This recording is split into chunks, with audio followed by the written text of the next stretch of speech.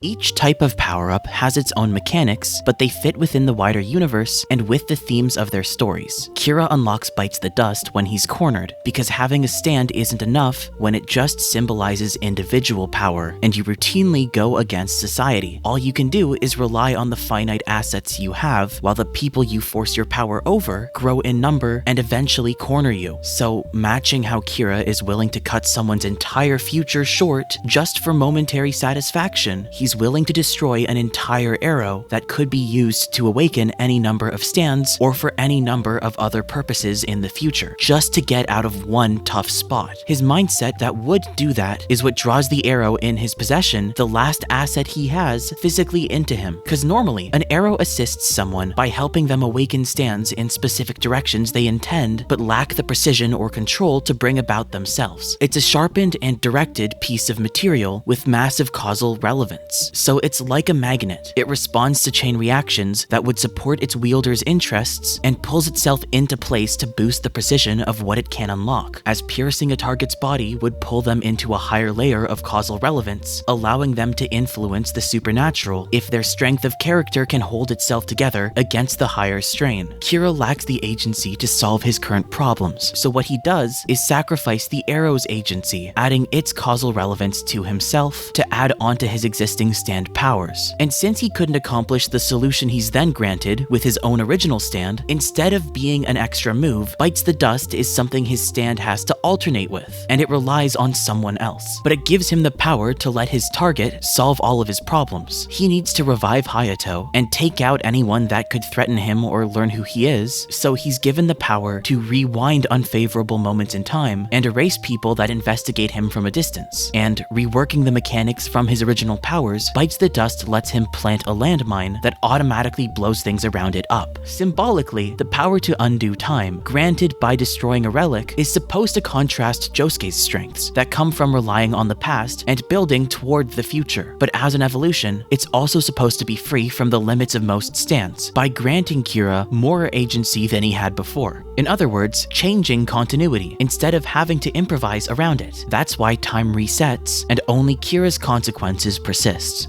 In Part 5, Giorno also uses an arrow to gain an upgrade that lets him deny events and reverse them. Though since he's not oppressive like the villains, it's more toned down, since all he can do is rewind an action before it finishes or ever has consequences, so that it never actually happens. Cause he protects the things under him, so his power lets them be free, opposite Kira or Diavolo. Diavolo was like a king, because even though he was still human with the same needs and weaknesses, he just made himself relatively more powerful by making a system that bound everyone else and kept them in the dark about his vulnerabilities like a kind of prison. But the power Giorno gets, his Requiem, is specifically uncontested. Even if lucky people can be born with stands, that's a shared power system, so you can only do so much freely with your own power. And it took conscious invention to make tools that granted people more control over producing those stands. Among those tools, only one could be used to pierce a stand and elevate its user above everyone else in their own layer of causal relevance to be an actual ruling power. So the Requiem arrow is like a crown, and by granting Giorno actual power over people, he doesn't need to trap them to be king. Unlike Bites the Dust, Giorno uses the arrow through his own agency, and his power is also themed around denying bad actors over reversing the universe, because that's what he's been able to accomplish against Diavolo with the stand he's had so far. Requiem multiplies the stand someone's already awoken with another stand awakening process. So the stats and abilities are added to your existing stand, but if you lack the worthiness, it would flip and become its own entity, revolving around the arrow. And the abilities rework the mechanics of your base ones under the new theme. Polnareff's premise was a guy whose strength came from being blindingly passionately driven, so his moves were trade-offs. If he sheds his restraint, he could be much faster, but also more prone to backlash if he's made a mistake. And if he commits to a goal, he can launch his sword by ejecting it. But if he's missed the mark, he's just led astray, and then he's vulnerable while he has to go pick the sword back up. That's why he's a pretty impulsive dude, but then immediately jumps into committing himself to a decade of training once that lack of responsibility blows up in his face, and his stand is more of a piercy, precise one than something with pure physical strength. So when Polnareff, with his way of seeing through extremes, thinks his life is hopeless, the Requiem he gets is an unworthy one, themed around the problem he feels powerless to solve. At this point, more than anything, he wants to be freed from his body, so his Requiem sheds the bodies of everyone else to replace them with something new, after he ejects their souls and gets them to swap bodies in a way that refreshes them, since overall, people are being liberated from their bodies, which includes their injuries and fatigue, but also their minds, and potentially even their actual souls if Polnareff's Rogue Requiem would just replace them with entirely different creatures.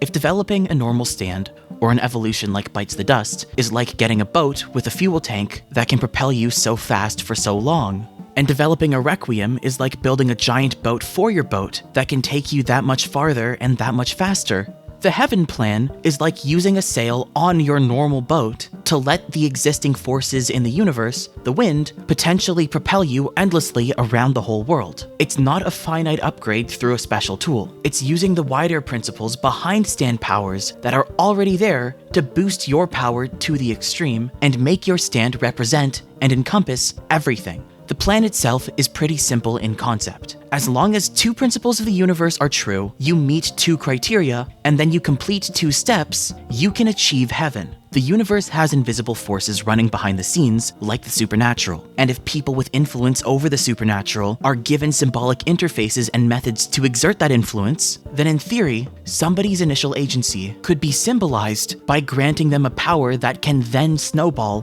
to expand to cover everything. You just need to do whatever's required to nudge your stand to be that premise. What you need for the Heaven Plan are someone with a base stand power that's already symbolizing how they're on top of the world to a finite degree by letting the user exert force over the universe, like freezing time, and enough people who the karmic forces of the universe are hostile to and primed to attack, so that if you provide the push, the pull from the universe will bleed them out of their bodies, so then you can absorb them with your own agency to surpass the limits of an individual. Dio's stand cements his dominance over everything, so if he has the courage to let his stand drift apart, it could act like squeezing a sponge and then releasing it to pull the 36 unfortunate souls in. And in Buddhism, the religion more about karma, the number 36 represents its various sins that prevent transcendence from an individual's mortal shell. So having 36 sinners around you lets you shed your stand to transcend your individual body's limits instead of dying, though dying first would also suffice. If he'd survived part 3, Dio would just need the courage to destroy his stand, cause logically, it would be fine. But from his point of view, all he can see is that it's a dangerous action. It's like how kids could be afraid of animatronics with pointy teeth, and even confidently knowing how it works, you could still be scared of an animatronic you're stuck with unless you were the one who specifically built it and saw it behind the scenes. People aren't born knowing mechanisms, just the potential to reflect on the signs and patterns they see. So if Dio's missing something, he could be ending his reign right there. But to stand on your own in the external objective universe, you have to trust and rely on logic surpassing your field of view, which is why Dio and the person he trusts need to see themselves as just cogs in wider systems in order to exploit them. Meaning Dio needs to find a friend he can rely on that can act as a conduit for his plan. Having the trust in your logic to believe there's an invisible momentum that will carry you when you fall allows Dio to produce the Green Child. Then from there, his equally trusting and trusted friend would need to have all the power in these middle stages to transfer back to him once heaven is achieved. By going to the lowest point of gravity in the natural world, you're the freest from the gravity that traps everyone else. But by also having more gravity than an individual, this lets Dio encompass the concept of gravity, and it grants him a power that exerts force over the wider universe, but indefinitely. And by using this new power to encompass all that exists within the universe, by speeding to its end and then right back around to the point in time he starts, the symbolic representation of Dio's power, his stand, will be designed to encompass all of existence, and he'll reign on top as a secret emperor. As instead of a fighting spirit, Dio's stand will become a holy spirit, and Dio would achieve his own version of a holy trinity, with him ending up a father, and being the son in the middle stages, walking Via Dolorosa while his right-hand man, a priest, is the one physically with his power. You can see the idea behind the heaven premise in the 14 phrases, because this is just more of an extra detail, but I'm guessing the 14 phrases represent the components of the plan. They could just describe Dio and be a memento carved into his stand as a passcode for the Green Child when spoken, but I think it would be more feasible if the child's intellect would be refreshed by a reminder of the process, since it then knows to carry out its role. In the previous part, beetles were used to symbolize metamorphosis. Giorno used a beetle's growth cycle to turn the tables on Cioccolata, and the arrow that made Requiems had a similar kind of bug added to distinguish its design, but a rhinoceros beetle specifically forms a horn with its hardened exterior that could be used for battle. So I'm guessing the rhinoceros beetles refer to stands, the metamorphosis that leads to a stand developing. So, in order. Spiral staircase would mean the invisible cycles, the karmic forces of the universe that would elevate a specific person's agency to be on top of the world, like the position granted to Dio. And then rhinoceros beetle would be them getting their first stand to cement that status, a power that exerts influence over the entire universe, like by stopping time. Desolate Row could be the collection of sinners that the karmic forces of the universe are naturally trying to pull apart. And Fig Tart, as a classy treat, could be the release of the ultimate stand that's able to pull them in like a vacuum, leading to the second rhinoceros beetle, the green child, that merges with the friend of the person achieving heaven. Via Dolorosa would be the route they then have to take while powerless, with their friend, to get to the proper place and time, Cape Canaveral at the new moon. And the third rhinoceros beetle would be the metamorphosis of the friend's stand as they approach the proper coordinates in time and space. At the exact right spot, the lowest point of natural gravity at sea level, the friend's stand would become a perfect singularity between the former stand of Giotto, the artist whose soul has been immortalized beyond their initial stand, Angel, the stand of the obedient friend Giotto's soul has been immortalized through, and Hydrangea, the stand of the green child born from Giotto's stand, which itself could now be considered a trinity. And this would start a new metamorphosis that's completed once the universe is able to reset and reform up to the exact point in time this starts. Once this stand has fully metamorphosized, it will achieve a singularity with the universe. And the orchestrator, achieving heaven, whose stand that will be granted the sole position of power over everything, the secret emperor, with the friend remaining as an angel to conduct and carry out their will. Dio died before this could happen, but fitting his character, Pucci, as a worshipper of forces higher than humanity, glorified Dio, and still found value in achieving this plan without someone to rule over the singularity that's produced. And Pucci's other savior was appropriated by Valentine for the next type of stand upgrade. After part 6, the power-ups for stands have been pretty straightforward though. Since corpse parts have the ultimate agencies even stand users revolve around, possessing one not only works as a substitute for stand worthiness, a stand user can also draw some extra functions out of the whole corpse once it's brought together. In Valentine's case, his stand is a singularity based on the idea of inequality, letting him hop through barriers nobody else could cross. So by possessing this source of power that specifically works through equivalent exchange, Valentine can use an extra ability revolving around the corpse that, at the cost of a human sacrifice, in this case Lucy, would let him create a gap in space nobody could cross except for him, and transfer any attacks to somebody else as far away as possible within the corpse's global span. When Johnny eventually gets his hands on the corpse, the individual agency his Tusk Act 4 represents lets him specifically channel the equivalent exchange through his nail bullets, for an effect that's less imposing on the rest of the world. His use of the corpse doesn't benefit him, since his power isn't based on inequality, so it just takes from stuff equal in value for him, but his source of strength lets him be sure that he takes the brunt of the misfortune so that the rest of his family prospers.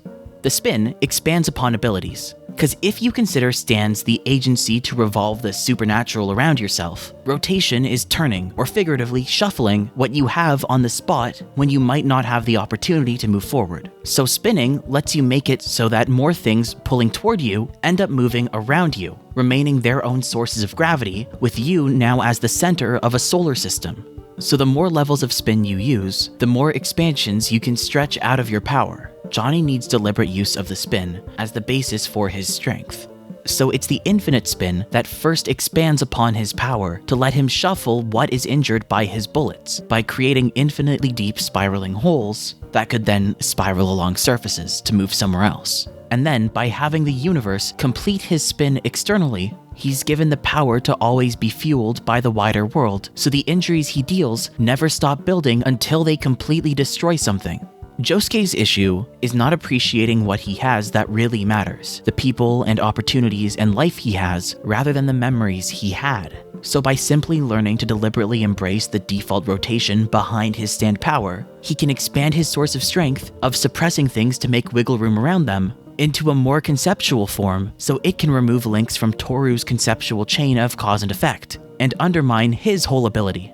The last stand evolution mechanic is the miracle of life that fuses two people together and creates Josuke, because it takes two original stands and by merging traits of their users together, results in a person with a stand that's mostly a fusion of the ones it comes from, because their character would have most of the traits symbolized in those original stands. Josefumi just had the strength to persevere through his misfortune, with whatever help or opportunities he could get his hands on, because he was a delicate sort of guy. So his stand could extract and pull things into bubbles. The solution his stand could make, applied through the force of popping bubbles, was good for threading things together or removing them cleanly. And Kira was a very controlled but confident and aggressive dude who would take the initiative to act by himself to help people, granting him precise explosive bubbles and a fast, especially destructive colony. Josuke ends up being a very sensitive guy, but with a lot of Kira's aggression and endurance. So his stand is a version of Josefumi's that can apply more destructive force through its bubble popping, and symbolically fitting what he comes from as his own person, it has the ability to take properties of things with its bubbles. So, in terms of general formulas for each of these evolutions, arrow sacrifices result in powers that accomplish everything the users could not through a reworking of their base abilities only accessible when suppressing those powers. Requiems result in ultimate powers based on what the users could accomplish with their base abilities, giving them additional powers the stand uses for them when their base powers are no longer enough. Heaven is the easiest use of external mechanics and symbolism to redefine someone's ability to be on top of reality. Corpse powers grant powers of equivalent exchange based on the user's sources of strength. The spin expands a person's powers based on how they're spun. And fusion just makes a new stand user whose traits might be unbalanced or tailored because they could have come from multiple capable people. It'll be interesting to see if Part 9 adds a new kind of stand evolution, because right now, November Rain sorta just stands there. But if it does, we probably won't find out for several years.